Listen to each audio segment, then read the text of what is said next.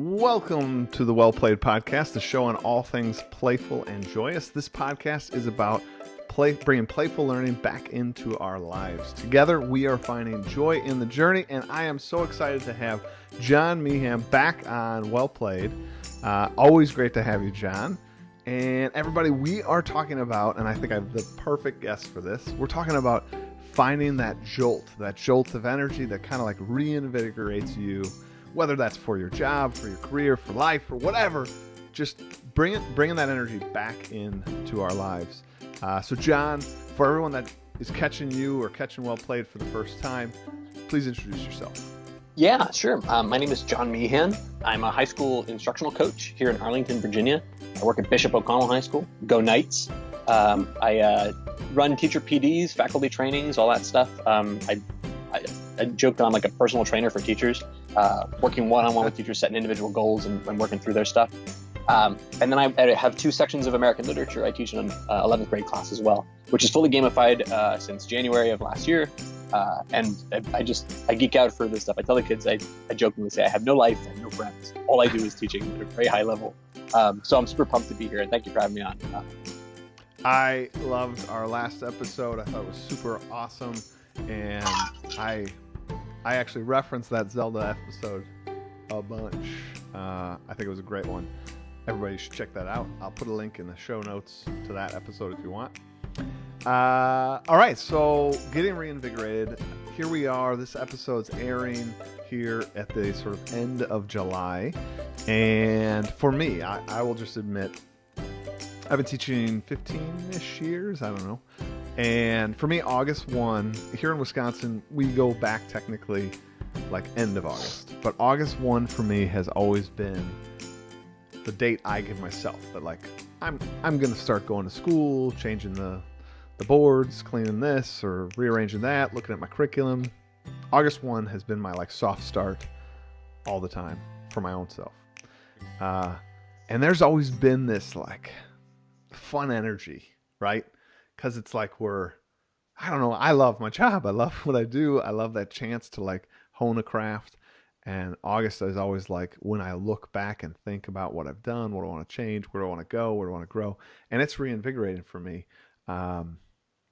When, like for you, when do you sort of do your soft start? Does that reinvigorate you? Do you feel that same way? So my favorite football team, and I'm going to lose half our listenership right here, is Don't go away. Don't go away. Stay tuned. You can edit in your team here instead. But I'm a big believer in the New England Patriots, which is going to get me some heat. That's fine. But I love that Bill Belichick, when he won the Super Bowl 2 years ago, they interviewed him saying, Coach, you got to feel good about how you're feeling about the year. You made it to the top of the mountain.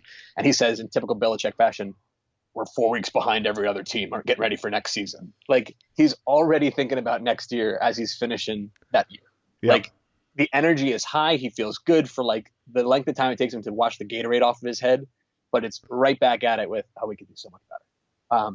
And I get very invigorated. My boss actually he jokes, he, as a principal, he says, John, I'm sending you anywhere else in this country or off of this continent, and I don't want you to answer your phone for 2-3 weeks. Like, don't think about work. So spend some time just enjoying life, spending your summer with your people, with your family, getting your energy filled back up. So like you have this palpable like energy, yep. And you come back in and you're just ready to erupt. It's really important for teachers to recognize that it's not selfish to take that summer time and like just put school as like a close second place, because you have a lot of ideas, but to take some early time in the summer and just be like, look, I got to breathe on this, and then distill it through the course of the weeks that kind of move through. Yeah, one of the motivational speakers I listen to that I really like, he often talks about how like he used to think it was selfish to sort of take care of himself, and he always thought like we should serve and take care of each other. And sort of over time, he's come to learn that like actually sort of one of the best ways to take care of somebody else is to first take care of yourself. Like if we all sort of made sure we were self-care enough, yep. The world would be a sort of better place. Well, and like, it's what I like to call healthy selfishness, right? Mm-hmm. Sometimes you got to put you first. Make time for yourself a little bit. And I know that sounds like trite, and maybe we could be a little bit more specific about it, but so much of teaching is you have to be available for everybody else and to everybody else and for everybody else. If you take some time in the car and you just say, look, I want to conk out to 80s music, and you just need that.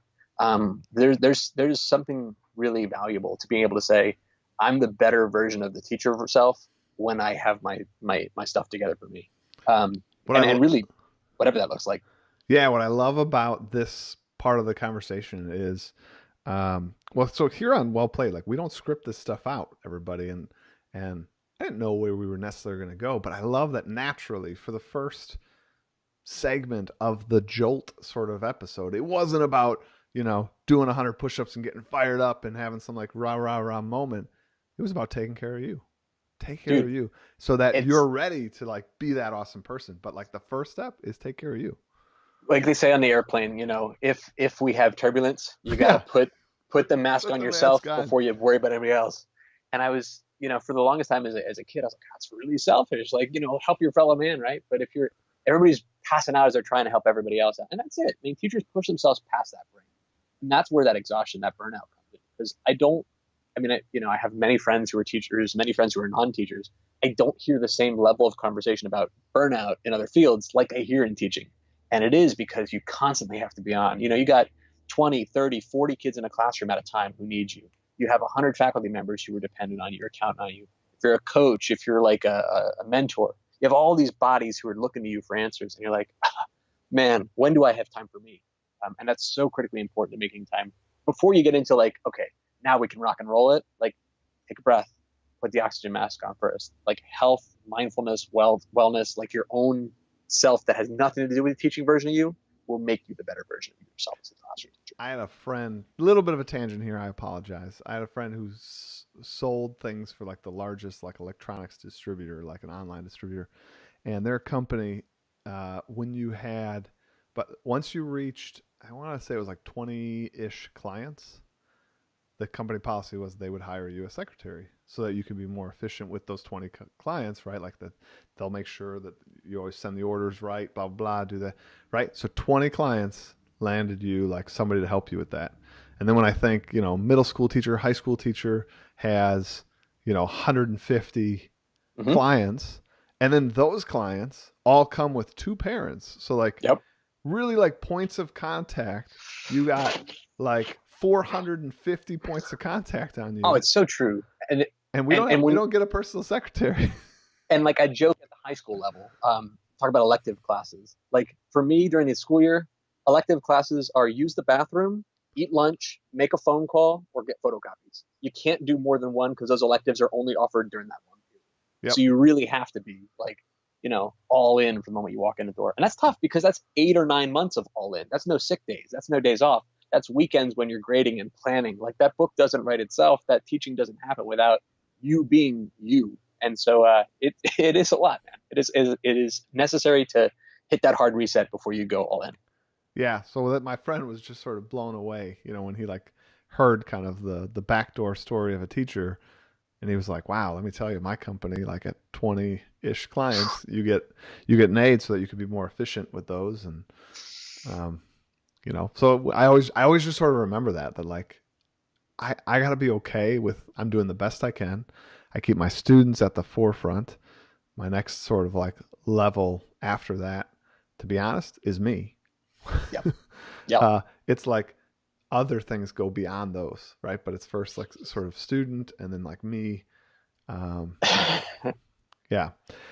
But now let's move past that. So let's say you've taken care of yourself, like this jolt, this where do you get some jolts? Maybe let's start there. So I've gotten jolts. Yeah, let's work backwards at it because I think the answer obviously is teaching stuffs, but I want to walk outside of that for a second, work my way in. One of the things that I love is if I get home early enough and the traffic isn't so bad, I'll stop at like a Walmart or a Target and just walk through the toy and game aisle, get a bunch of different ideas from all the stuff that's there. It's the craziest, stupidest thing, but it's like, oh, that's cool. I wonder how that would be in a classroom. Like, let me just play with it. Let me see how it works. Let me feel it in my hand. And that is so non-academic. You get this like natural high. You're like, that's the thing I want to see happen in my classroom. I got a bunch of ideas that helps me kind of get creatively unstuck. Like play with Legos for 10 minutes and you're starting to see things in different ways. And I know it's like maybe a weird thing. And when Toys R Us was going out of business, I was probably in there 3-4 times a week. And I had to apologize to the clerk, like, I'm not a creep, I promise. I'm here to like get ideas. But like everything that is designed for getting kids excited about learning, like they're learning different stuffs. Like you want to be able to take those same strategies and make those happen in your classroom, whether that's board games, whether that's toys, whether that's sports, lawn games. It's a fun, easy way to tap into people who are spending billions of dollars as industries and say, well, hang on, I can do that. I can do that with pen and paper. Yep. Just some paper clips, rubber bands. No, I mean, I like this idea, and I think, not to like toot our own horns here, but I think you and I are sort of cut from that same cloth where innovators, what they often do is it's really about cross pollination. It's about like finding something in a different industry and seeing how it applies to your industry, making a twist, making a change. So it might even be something truly new, but that new was born out of something old, but something over there. Yeah, And you talk about too. You talk about reality TV shows, how they have the chance to inspire a class. We talk about Chopped and yeah, like Master Chef challenges and things like that.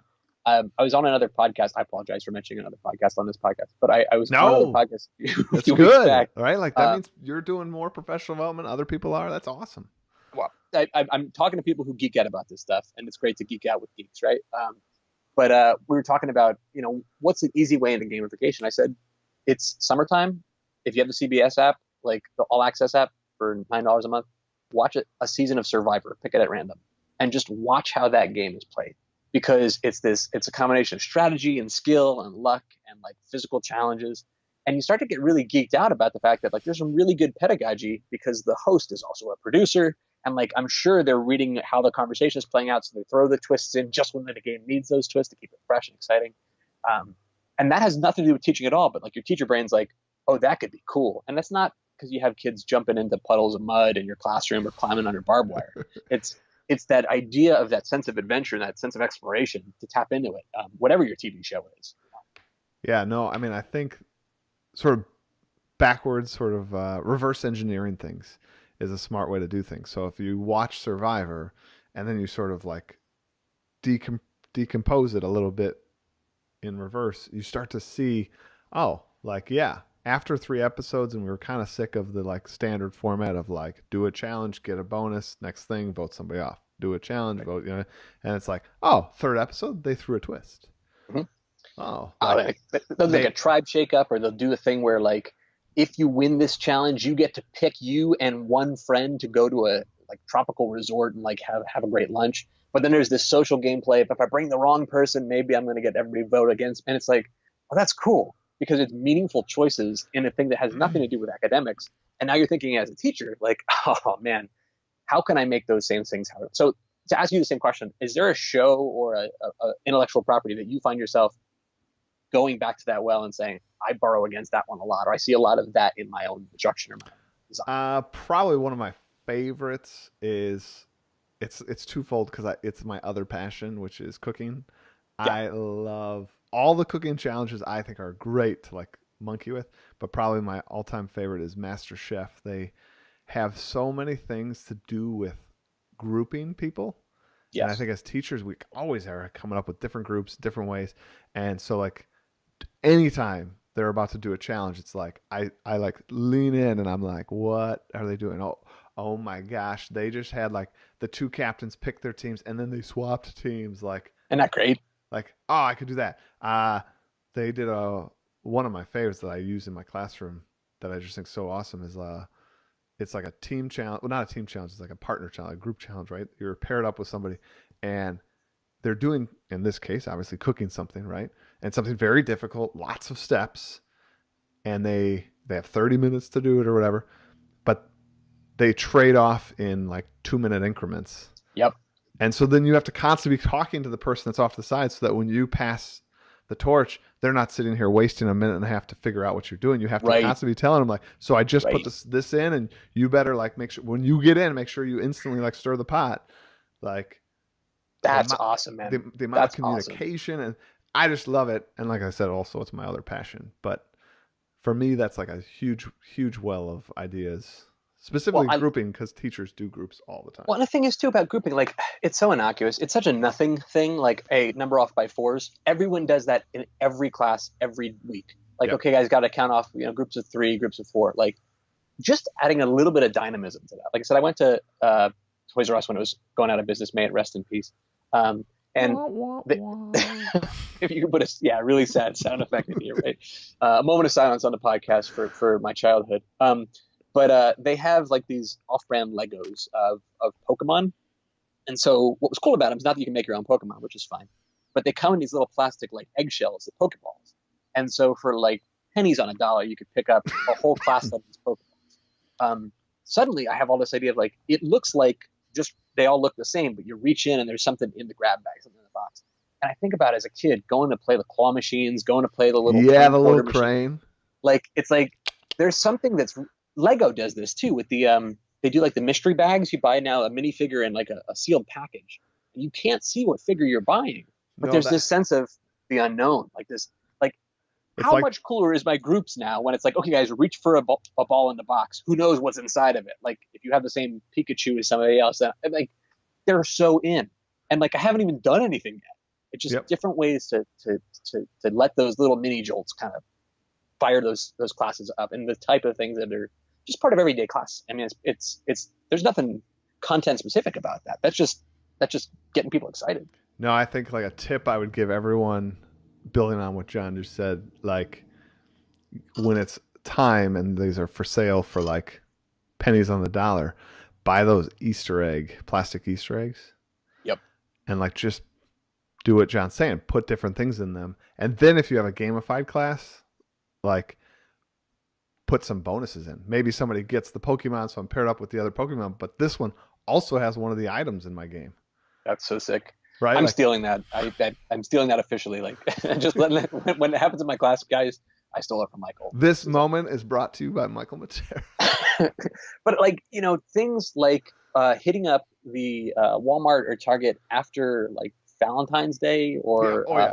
4th of July or Halloween. Like these are all Jolt moments. What you're describing, they're Jolt moments. And they're in because here's the thing, like next year's kid doesn't know that this is last year's jack-o'-lantern sticker.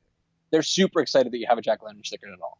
And like I don't like to be a hoarder where I have a whole bunch of stuffs, but stickers you can put them all in a drawer together and it takes up like no space. Mm-hmm. And these little items, these little ways to sort of have like a surprise, this is a way to mix it up today. Like what kid isn't that much more in tune with like the energy of a classroom because it feels like, hey, I didn't expect this today. Cool. Now we're picking classes based on who has a pumpkin, who has the witch, and who has the black hat. Like, what I love about that too is like now we're like, man, this is just such a good topic because right, we started talking about like taking care of ourselves so that we can be ready.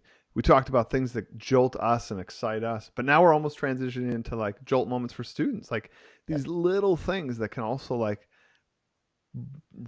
sort of bring them back into the fold. It's a metaphorical like extending a hand out and saying come back in and like enjoy my content, enjoy my class, take a chance here. And it's these little things like, sweet, I'm paired up with the other Pokemon guy. That's like 2 seconds of my time, 2 seconds of their time, but it's different. It's just it produces that relationship. These jolt moments are awesome. They're powerful. Because I'm a teacher nerd and I'm going to talk about the teaching piece of it too. Like, summer's a great time for PD for sure. We could put in a pitch for the Hype Summit, which is going to be amazing. Michael's putting in a ton of work in that. Like off air, we talked at length about just the amount of work this guy puts in. He's a rock star beyond what you hear on the airwaves and on Twitter. So like, that's just one example of some awesome stuff.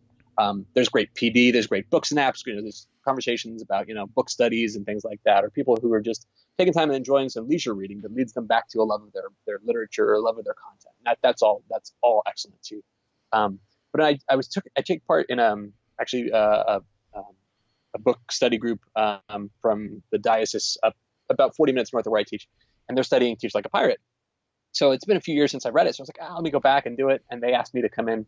I hope it's a minor spoiler. They're not listening right now because they asked me to plan an escape room. So I have to design an escape room based on our cohort, which is cool. I'm all in for it. So hopefully no one listens to this episode before we go live. I said about 2 weeks. So I'm going to lay low on it and then we'll see.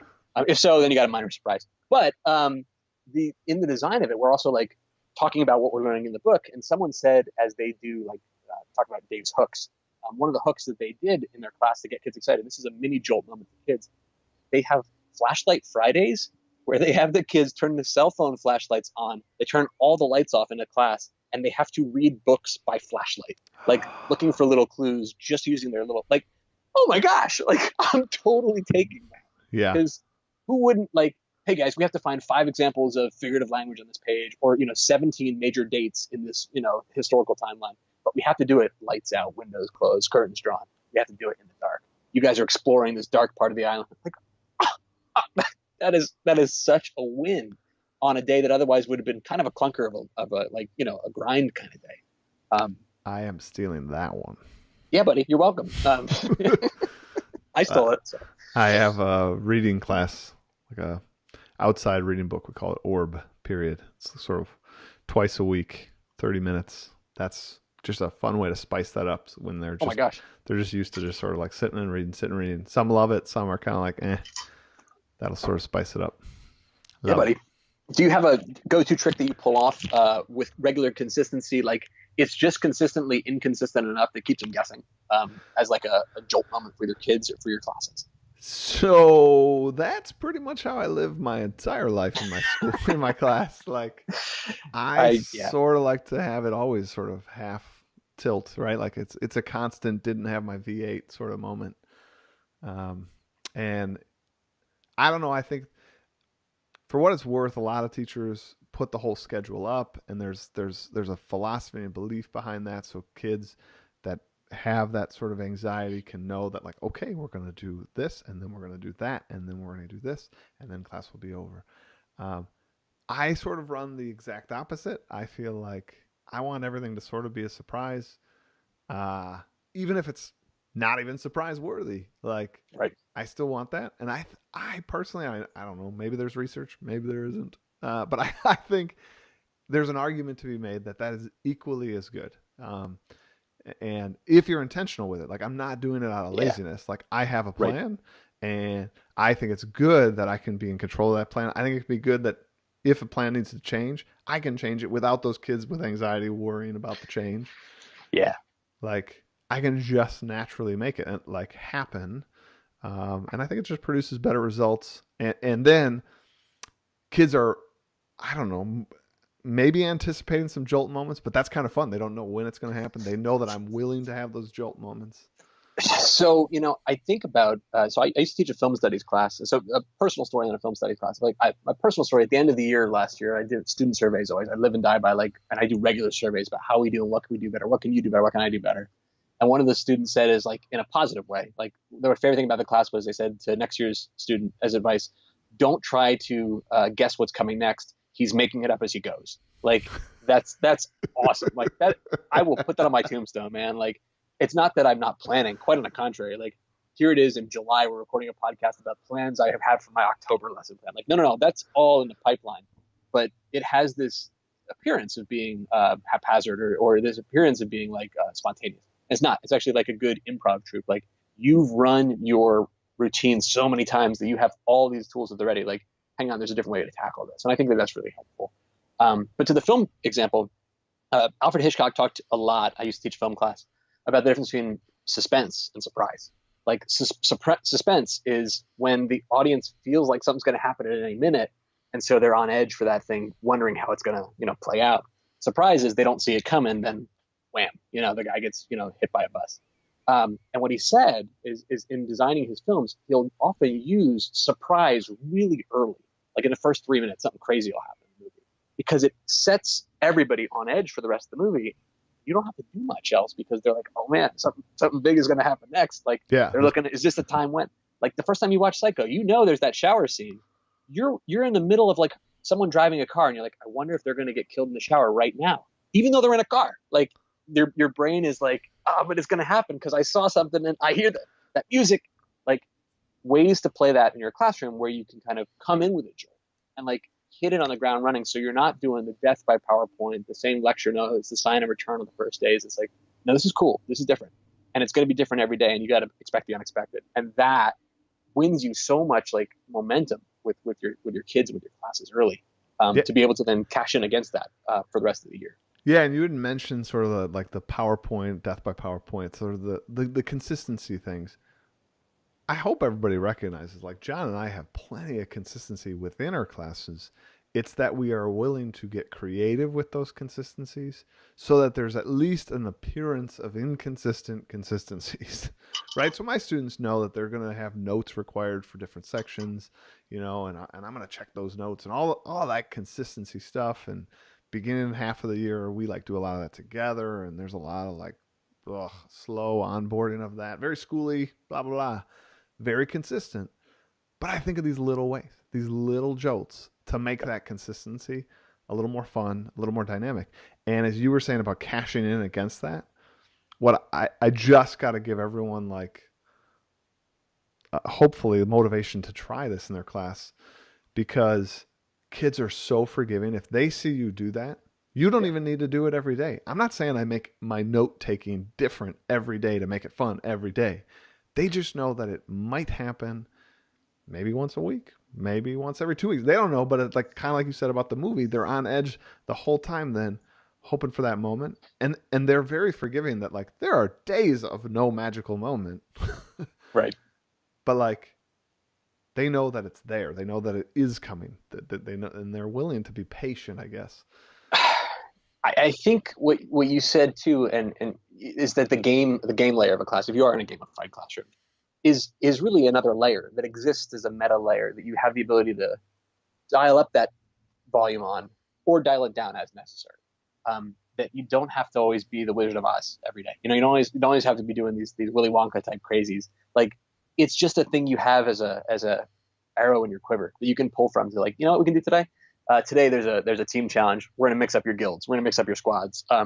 And that is a thing that you had that because you have a pattern, you can break that pattern, and the breaking of that pattern becomes a moment of excitement or a jolt. Yep. My first mentor teacher told me the more systems you have in place, the smoother your class year will run.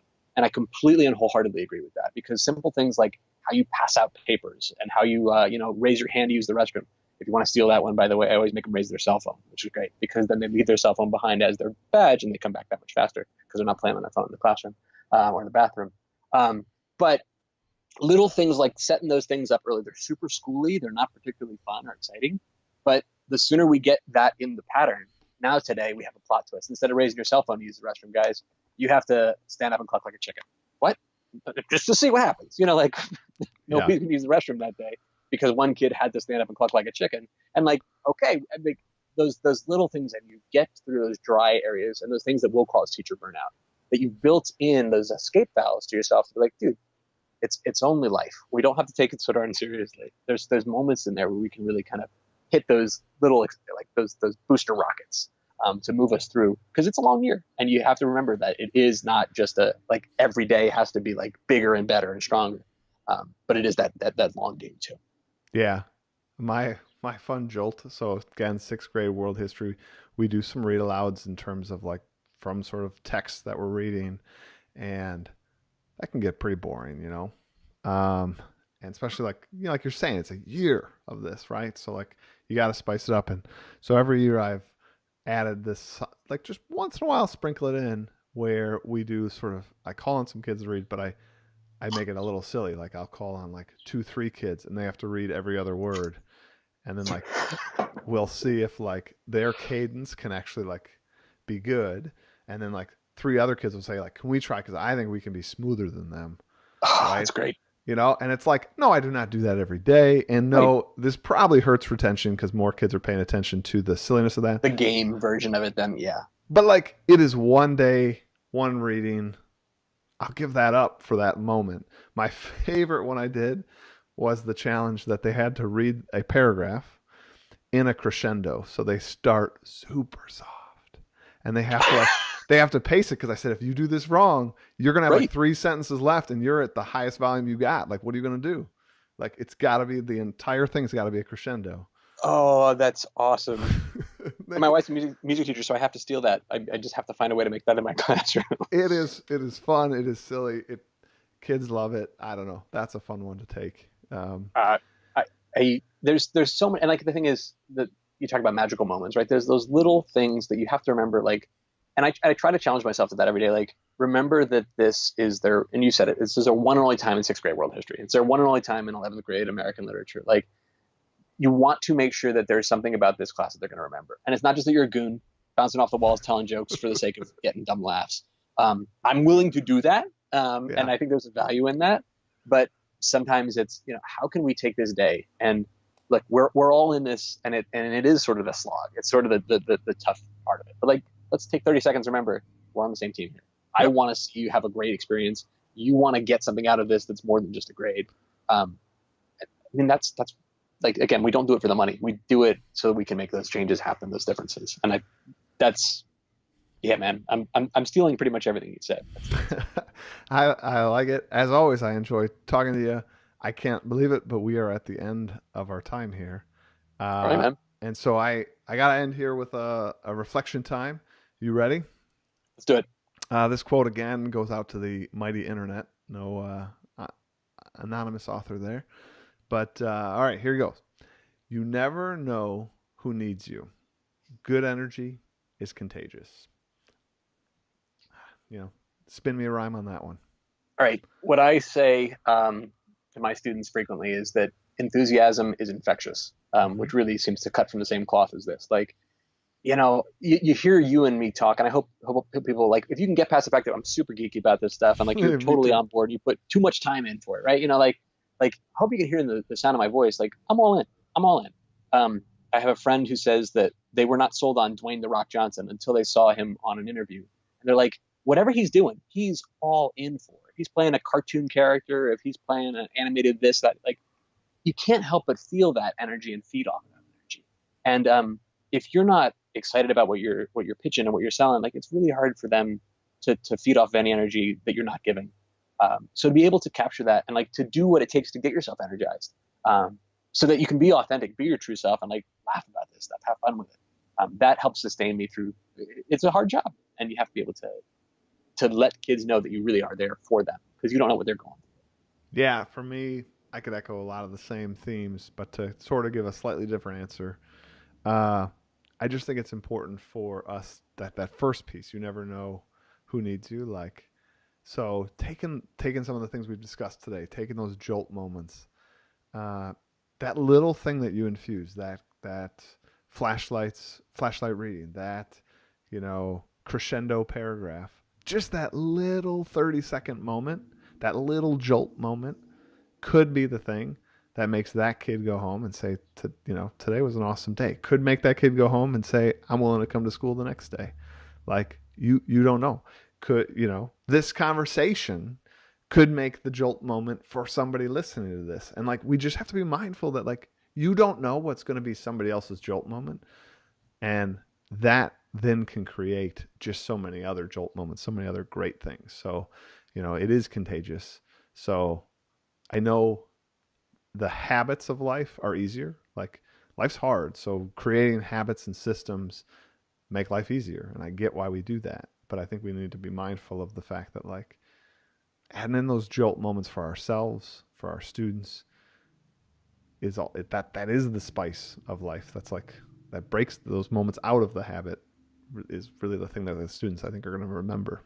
Being intentional, man. Like, it's nothing here is just going through the motions. It's like, I thought of you today, and I want you to know that I remember that you were here, and that this is not done accidentally. Like, we're all here with an eye towards the fact that we are all here. Yep. It's a big thing.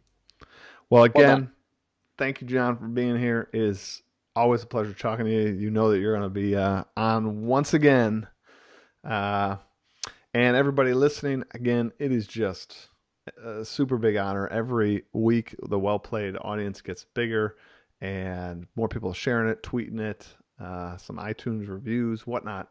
And I just appreciate all you guys taking time to be part of this community and make this community better. And then, as always, check out XPLAP, the Twitter chat on Tuesday nights at 9 Central Standard Time. It's a fabulous community filled with wonderful people. Check out MrMatera.com. And I'd love for you to sign up for the Hive Summit. There's just some awesome things going to be presented there. It's going to be stellar. So join. But as always, have a good week and play on, guys.